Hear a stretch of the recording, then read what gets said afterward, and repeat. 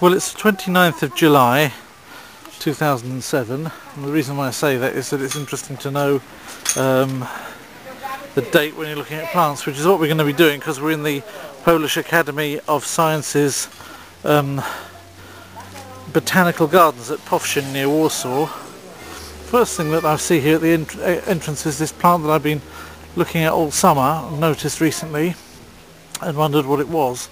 Our friends in France who had one called it a bigogne. We didn't think it was a begonia. Well, it's not a begonia, but it's true to say, as it says here, that it's in the Bigoniaceae, but it's Campsis radicans, milion amerykański in Polish. He's here next to a pond on this sort of ornamental bridge here.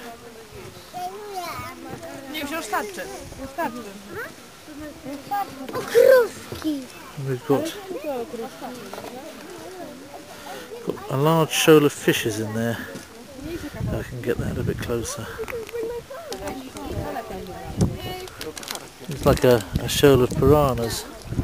It isn't, of course, but it's almost a bit like that.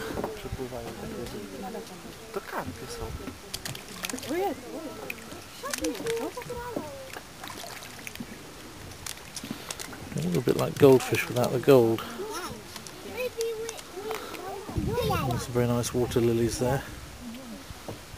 And you should see a frog down there in the middle of that, with a little green line going down its back. Now I'll have to look this up afterwards, but oh, it's disappeared. Oh, it's swimming along. Sometimes when somebody says that the bulrush is out, it doesn't mean to say about to get hit by a male cow. These bulrushes are out now and they're looking very fine. Eastwood was noted for saying, "Do you feel lucky, punk?" Well, if you'd have come to this place, you probably would have felt extremely lucky. Not least because there's a whole pond full here of four-leaf clovers. I don't know if you can get more lucky than that. What do you smell? Tea leaves? No, try again. What is it? Try again. Stronger. Touch it stronger. Stinks. Read it.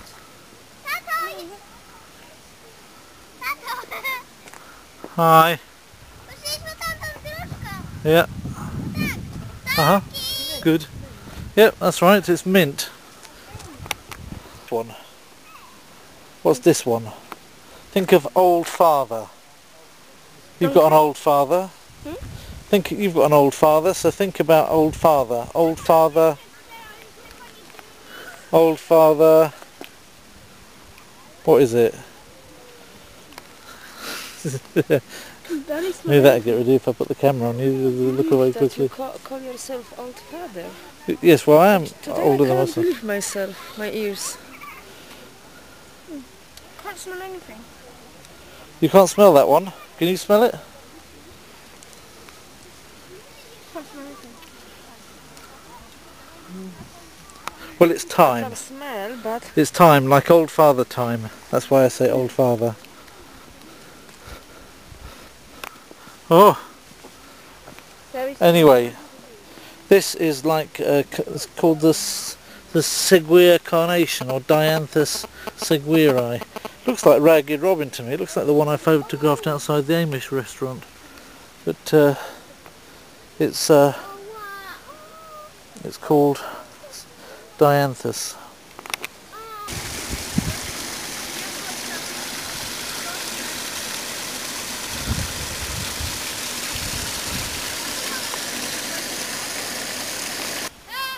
See, Sophie's managed to get to the top of the mountain.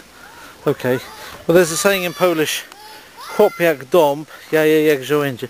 And indeed, this acorn tree does have its acorns all in pairs. So there's a pair of acorns there, a pair of acorns there, a pair of acorns there. Here there's just a pair. They're all in pairs. There's a pair up there. Oh, this one's only got one. Well, that does happen in nature, I suppose. What this is all about is showing plants from the Tatras. These are Tatra mountain plants in all the it looks like some kind of gentian, certain ferns over there, saxifrage. And these plants are all over these rocks to display what you'd see if you went around the Tatras in Poland. This one's called mountain garlic. This bush is called the mountain blackcurrant, porzeczka szkalna, or Ribes pitreum. It doesn't have any fruit on it at the moment though. I wonder what mountain blackcurrants taste like. These are very large ants.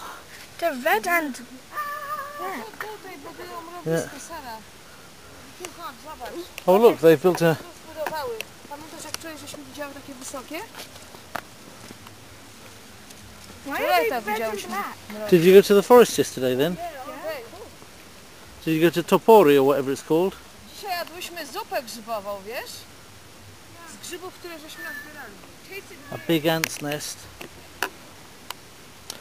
Reminds me of the story of how they actually managed to make their first plantations of rooibos tea.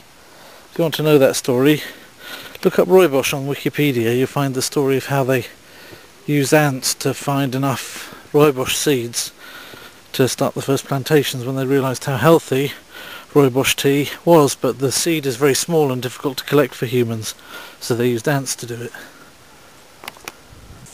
That's a blackbird just fiddling about with the leaves. Blackbirds and thrushes are singing to me. Hey Soph, don't get in there. You're just upsetting that blackbird.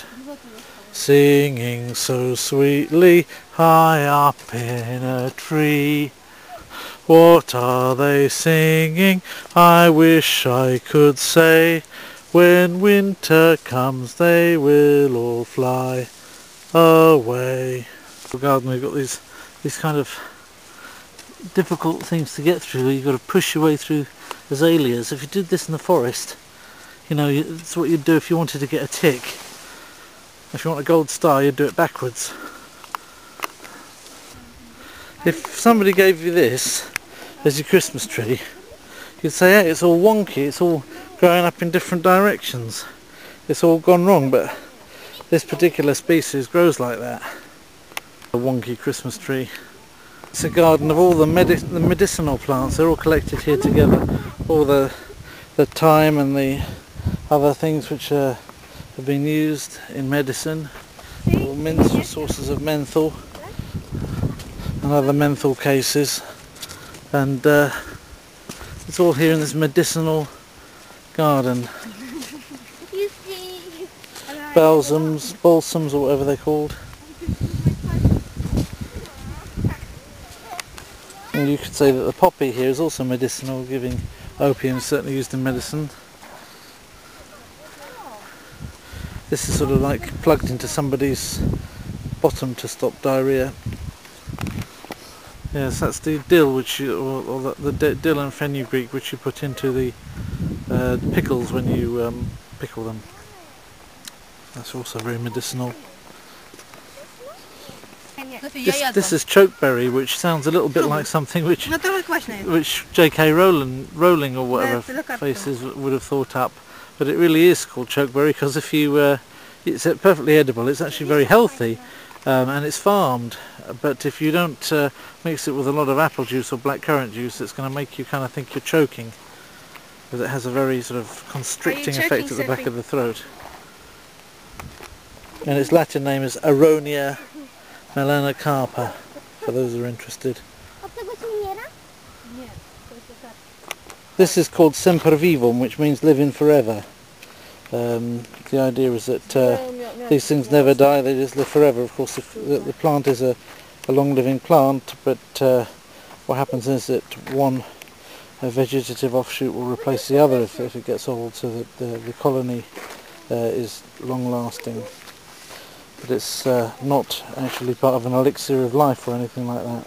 Well, this is a kind of exposition of vegetables, which is also very interesting, of course.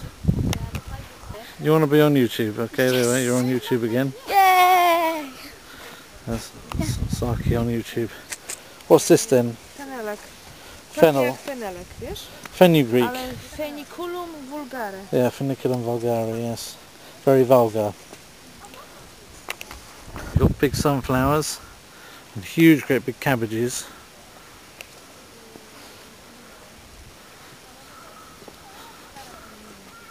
Sort of sunflower and cabbage display. That cabbage has managed to get itself knocked over. So that's melons ripening here on a melon patch, and you've got cucumbers. That's going to be a marrow, isn't it? Or just a normal cucumber? Vegetables. Good. A huge marrow there underneath the... And? There's another one. Well done, you're a very good marrow discoverer. I can tell you've done that professionally. I did it. It's called the Tajemniczy Ogród, which means secret garden. So we'll find out if there's anything in there. Oh, I'm afraid I can't go any further. It's stopping me. It must be a secret.